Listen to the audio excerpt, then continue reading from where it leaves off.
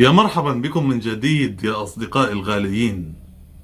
كنا قد تحدثنا في الفيديو الماضي عن لقائي الثاني بحبيبة الطفولة ميس بعد فراق دام لمدة 7 سنوات، وكنت قد تحدثت كيف أحببتها من جديد وكيف تزامن حبي لها مع بداية الحرب في سوريا. عندما بدأت المظاهرات في سوريا وتحديدا في مدينة درعا، قاموا بتعطيل المدارس لمدة أسبوع كامل. عندها بكيت، أجل والله بكيت. لأول مرة أبكي لأني لن أذهب إلى المدرسة. جميع الطلبة كانوا سعداء بالعطلة إلا أنا كنت أبكي. طبعا أنتم تعلمون سبب بكائي. طبعا أنا لم أبكي لأنني سأبتعد عن المدرسة التي أنا معجب بأسوارها وبعلمها وبجمال باحتها. أنا بكيت لأني لن أرى ميس بعد أن اعتدت على رؤيتها كل صباح ومساء. لن أراها لمدة أسبوع كامل، وهذا ليس أمرا هينا أبدا. هل تعتقدون أني وقفت هكذا مكتوف الأيدي؟ لا طبعا. فورا بدأت أفكر بحل جديد. كنت قد أخبرتكم في الفيديو السابق أن ميس هي جارتي في البناية المجاورة، ولكن بيتها كان أرضيا ويطل على الطرف الآخر، يعني أنه كان علي أن أذهب إلى الطرف الآخر لكي أصبح مواجها لباب بيتها. ولكن ليست هنا المشكلة، هناك مشكلة أكبر. أبي لم يكن يسمح لي بالخروج من المنزل حتى في الأوضاع العادية. كيف الآن ووضع البلد في توتر؟ كان أبي يسمح لي بالخروج من المنزل ب5 أوقات فقط، وهي أوقات الصلوات. كان المسجد ملتصق ببيتنا، بيني وبين باب المسجد عدة أمتار، 5 أو 6، ليس أكثر من ذلك. وهنا كانت الثغرة. هنا كان علي أن أستغل الوضع. بين أذان الفجر والإقامة هنالك 20 دقيقة كنت أركض فيها إلى بيت ميس وأجلس هناك حتى تقام الصلاة، وعندها أعود إلى المسجد وأصلي مع الناس، ومن بعدها أعود إلى المنزل. بين أذان الظهر والإقامة 15 دقيقة. بين أذان العصر والإقامة 15 دقيقة. أيضا كنت فيهما أذهب إلى جوار بيت ميس وأقف هناك إلى أن تقام الصلاة. ولكن المشكلة كانت عند أذان المغرب والعشاء. الفرق بين الأذان والإقامة 5 دقائق. 5 دقائق فقط. كيف لي أن أرتب الوقت؟ ولهذا كنت أحضر نفسي قبل الأذان. عندما يقول المؤذن الله أكبر أنطلق بسرعة البرق إلى بيت ميس وأقف هناك حتى تقام الصلاة، وبعدها أعود إلى المنزل. والدي استغرب مني. من أين نزل عليك كل هذا الإيمان؟ إخوتي استغربوا مني. كان هناك دور منقسم بيني وبين أخي في جلب أغراض المنزل. عندما أحببت ميس أصبحت أنا ألبي جميع الطلبات، وأخي كان يشكرني ظانا أني أريد إراحته فقط. لم يكن يعلم أني أحب ميس. كنت أتعمد جلب جميع متطلبات المنزل لكي أمر من أمام بيتها في الذهاب وفي الإياب. لم أرى ميس طوال تلك العطلة، ولكني كنت أستمتع بالنظر إلى باب بيتها وبرائحة الياسمين التي تنبعث من منزلها. كنت أحصد الشارع الذي تسكن فيه ميس، وأحصد الدكانة التي هي بجوار بيت ميس، وأحصد صاحب الدكانة الذي يبيع بضاعته بجوار ميس، ولعلها قد تشتري منه في بعض الأيام.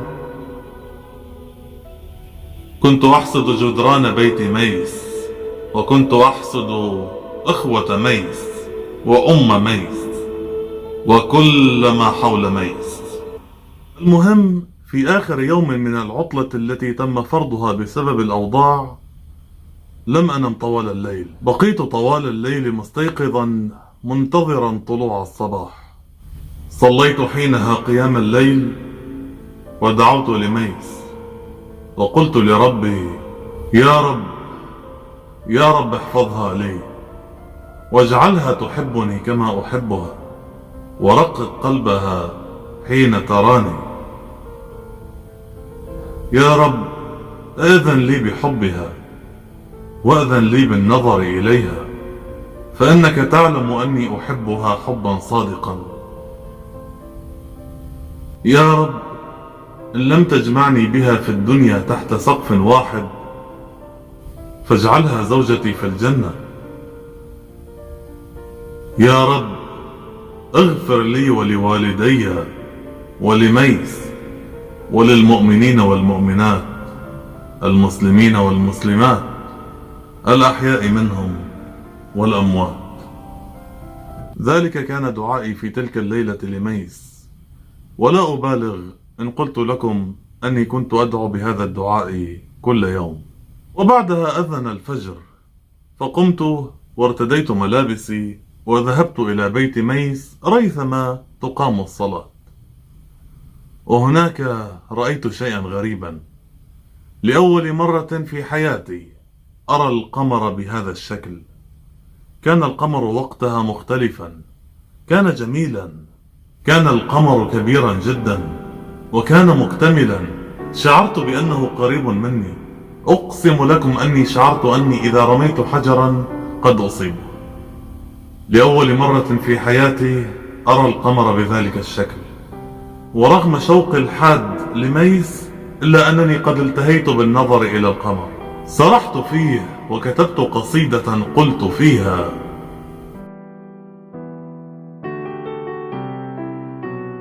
ورأيت القمر مكتملا فشكوت إليه شوقي، وشعرت بأني وصلت إليه وكأن به تعلقي.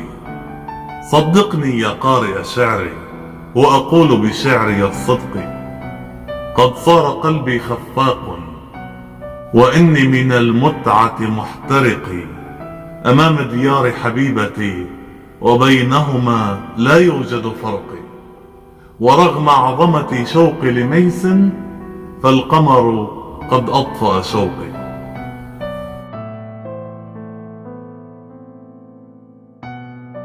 أعلم أن هناك الكثير من الأخطاء في القصيدة، ولكن أنا لم أدرس الشعر أبدا، ولم أدرس اللغة العربية، ولم أدرس البحور.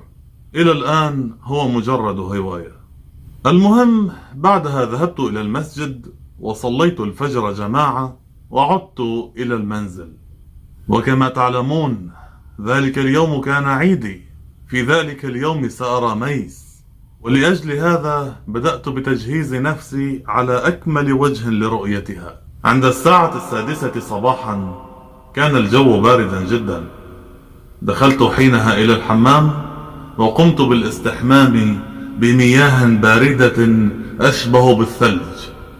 وهذا ليس غريبا علي، لقد كنت طوال فترة حبي لميس في كل يوم دوام أستحم بمياه باردة، ولم يكن لي أي غاية في هذا إلا أن تسخين المياه في ذلك الوقت وفي ذلك الوضع كان يحتاج إلى وقت وبعض الجهد ويحدث الكثير من الضجة. وبما أن الساعة ما زالت في 6 صباحا فهذا يعني أن أبي نائم وأهلي نيام، وكنت حينها في غنى عن رؤية كف أبي مطبوعا على وجهي. لذلك كنت أختصر. كنت أشعر أني سأكون أنيقا إن ارتديت قميص البدلة المدرسية فقط، وإذا وضعته داخل البنطال وربطت عليه حزاما جلديا أسودا له رأس حديدية سأكون بقمة الأناقة. ورغم برودة الجو الشديدة إلا أني لم أكن أرتدي إلا قميص البدلة المدرسية فقط.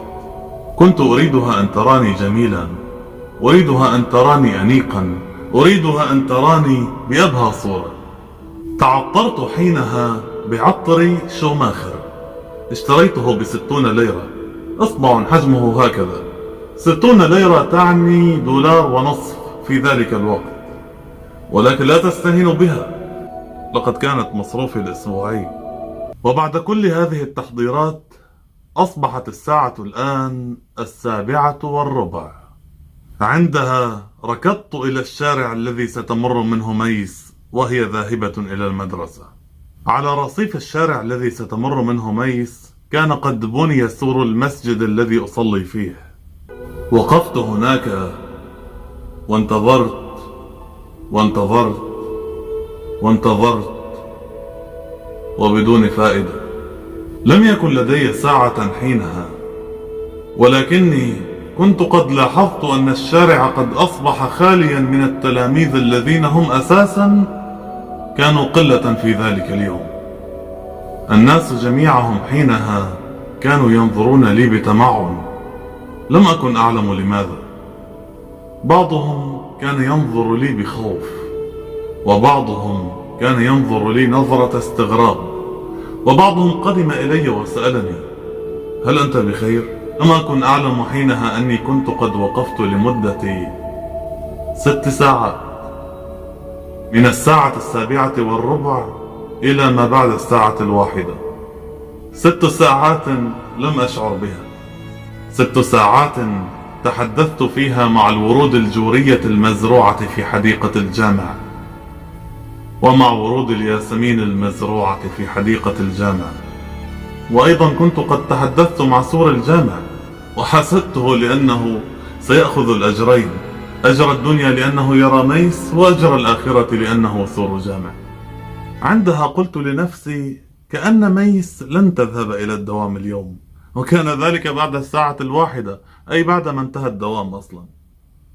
وبعدها عدت إلى المنزل، وسألني أبي عن الوضع في مدرستي، فقلت له لم يأتي أحد، أتى فقط بعض التلاميذ وجلست معهم حتى نهاية الدوام. طبعا وبخني لأني لم أعد مبكرا. وفي اليوم الذي يليه انتظرت ميس حتى الساعة 10، وفي اليوم الذي يليه انتظرتها حتى الساعة 9، وظللت هكذا أنتظرها فقط حتى الساعة 9 لمدة 10 أيام تقريبا. في الفيديو القادم سأنهي لكم قصة ميس. هذا كان كل شيء اليوم، إلى اللقاء. الحب لا بينشرى ولا بينطلب، والوصل بعد العتب مجاملة.